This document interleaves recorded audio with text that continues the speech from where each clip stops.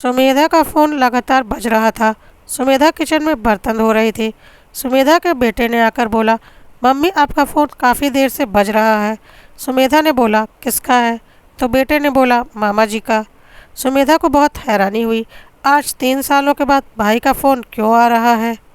सुमेधा का बिल्कुल भी दिल नहीं कर रहा था फ़ोन उठाने का, पर फ़ोन 3-4 बार बजकर कट चुका था।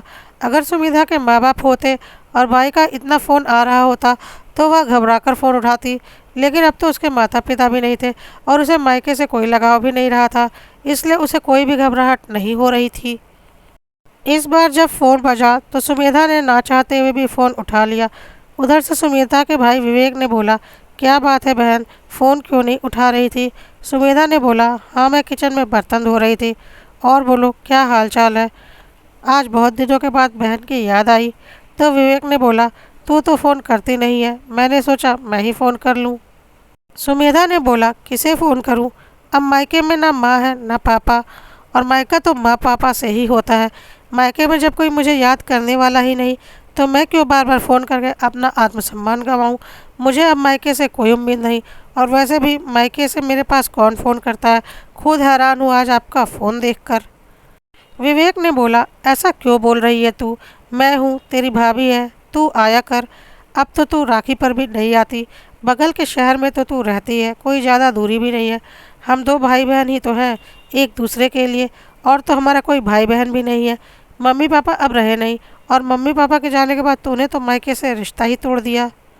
अच्छा, मैं राखी पर आऊँ? क्यों? ताकि राखी के बहाने मैं अपना मायका लूट कर ले जाऊँ? पता नहीं, राखी के बहाने कहीं मैं आपसे आपकी प्रॉपर्टी अपने नाम ना करवा लूँ, या कहीं आपसे महंगे जेवर ना ले लूँ, क्योंकि आज तक तो आपने राखी पर यही सब कुछ दिया है ना। जब भी राखी पर आती हूँ तो पूरा मायका लूट कर चली जाती हूँ। क्यों, ठीक बोल रही हूँ ना? यह कैसी बातें कर रही है सुमेधा तू? पता नहीं माँ के गुजरने के बाद से तुझे क्या हो गया है। जब से माँ गुजरी है पिछले 3 सालों से तूने मायके में कदम भी नहीं रखा और फ़ोन भी नहीं करती, और अब ऐसी बातें कर रही है। क्या हो गया है सुमेधा तुझे? मैं तेरा भाई हूँ विवेक, तू ऐसी बातें क्यों कर रही है? आज तो तेरी बहुत याद आई इसलिए सोचा फ़ोन कर लूँ। तू तो फ़ोन करती नहीं। अच्छा, मैं क्यों फ़ोन करूँ? और आपने क्यों फ़ोन किया? पिछले 3 सालों से तो आपने कोई फ़ोन नहीं किया था। हाँ, फ़ोन भी क्यों करते? कहीं फ़ोन करते और मैं अपने इमोशनल ड्रामे करके आपको अपने बहकावे में ले लेती, आपकी कोई ज़मीन जायदाद अपने नाम करवा लेती, या माँ के कोई जेवर ले लेती, तो आपका बड़ा नुकसान हो जाता ना। क्यों, सही बोल रही हूँ ना? विवेक ने बोला, यह कैसी बातें कर रही है तू?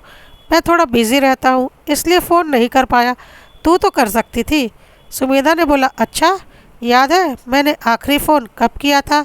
और मैं जो बातें बोल रही हूँ यह बातें आपको कुछ सुनी सुनी सी नहीं लगती? ज़रा ठीक से याद कीजिए, मैंने आखिरी बार आपको कब फ़ोन किया था और यह बातें कब की हैं? विवेक सोचने लगा। आखिरी बार सुमेधा ने माँ की मृत्यु के बाद जो राखी पड़ी थी तब फ़ोन किया था कि भाई मैं राखी पर आ रही हूँ, और विवेक ने कुछ बहाना बनाया था ताकि सुमेधा ना आए, और उसके बाद विवेक और उसकी पत्नी के बीच यहाँ यही बातें हुई थी जो आज सुमेधा बोल रही थी। विवेक को सब कुछ याद आ गया। सुमेधा ने बोला, क्यों भाई, याद आ गया ना? अब तुम मेरी बात सुनो। उस दिन तुमने बहाना बनाकर राखी में आने से मना कर दिया, और उसके बाद तुमने और भाभी ने जो कुछ भी बातें की वह सब मैंने साफ साफ सुनी, क्योंकि फ़ोन कट नहीं हुआ था, और अभी मैंने वही बातें बोली हैं। बाकी की बातें तुम्हें याद है ना? नहीं तो बोलो तो मैं याद दिला दूँ। विवेक को बहुत अच्छे से याद था। उसकी पत्नी उससे बोल रही थी, अब सुमेधा से मेलजोल थोड़ा कम करो। कोई ज़रूरत नहीं है राखी पर उसे बुलाने की। कुछ बहाना बनाकर मना कर दो, नहीं तो वह इसी तरह मायके आती जाती रहेगी और धीरे धीरे सारा मायका लूट कर चली जाएगी। वैसे भी माँ के रहते उसने काफ़ी लूट लिया है। अब थोड़ी दूरियाँ बढ़ाओ। कोई ज़रूरत नहीं उससे फ़ोन पर बातें करने की। धीरे धीरे खुद ही मेलजोल कम हो जाएगा। ना इधर से फ़ोन जाएगा ना उधर से फ़ोन आएगा, सारी टेंशन ही खत्म।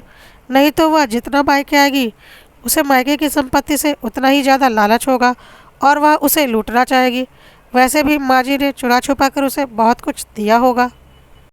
विवेक को सारी बातें याद आ चुकी थी, और उधर से सुमेधा बोल रही थी, मुझे बहुत अच्छे से पता है तुम्हारी और भाभी की नीयत, और कान खोल कर सुन लो। मुझे मेरे ससुराल में किसी चीज़ की कोई कमी नहीं है जो मैं वहाँ पर लूटने आऊँ। बल्कि तुमसे कहीं ज़्यादा है मेरे ससुराल में। किस गुमान में जीते हो तुम लोग? अब साफ साफ बोलो, क्या बात है?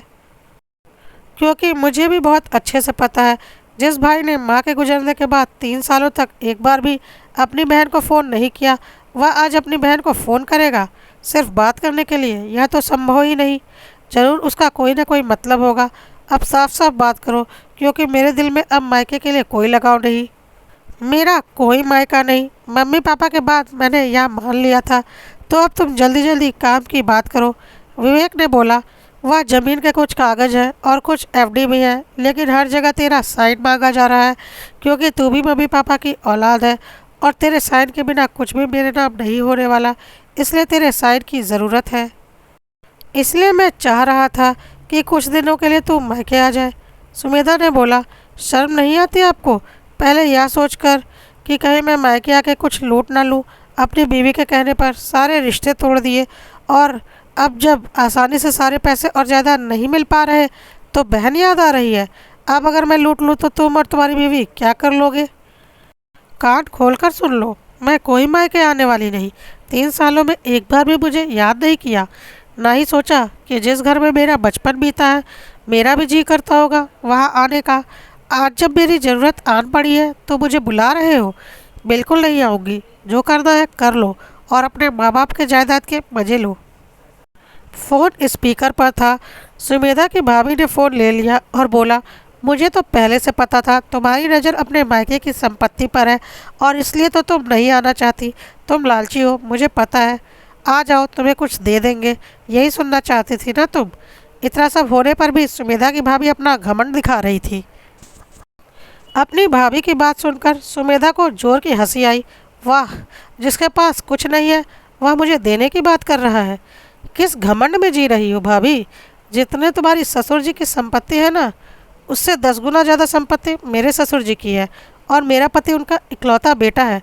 मेरी तो कोई ननद भी नहीं कि मुझे किसी के साइन की ज़रूरत पड़ेगी। जहाँ तुम्हें मुझसे गिड़गिड़ा कर बात करनी चाहिए वहाँ तुम अकड़ दिखा रही हो। तुम्हें क्या लगता है तुम्हारी इस अकड़ को सुनकर मैं आ जाऊँगी? अब तो मैं और नहीं आने वाली।